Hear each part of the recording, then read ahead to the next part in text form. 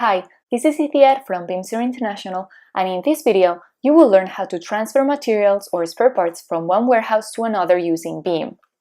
Let's get started. Sometimes, companies would rather transfer tools or spare parts from one location to another when needed, instead of raising the inventory levels for each warehouse. That is why with BIM, we can easily move materials or even machines around. Typically, users will access the item total section to look for a specific item. This company has created 3 groups of materials, the last one being the truck parts group. We can see that only the warehouse number 1 has truck parts, and we might need some filters in the warehouse number 2. We can start a new material transaction, which in this case will be a material transfer. We can say we want the items in the warehouse 2 and out of the warehouse 1. Once we select the filters to be transferred, we'll see that right now there are 20 filters in the first warehouse. Let's suppose we want to transfer 10 to the second warehouse.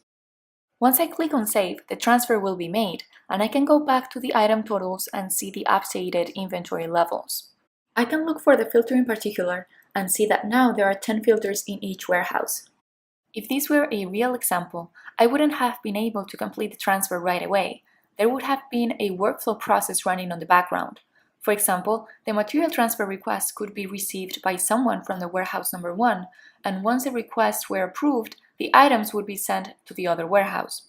Upon receiving the materials, another user would enter information about the receipt of those items, and finally the inventory levels would be updated.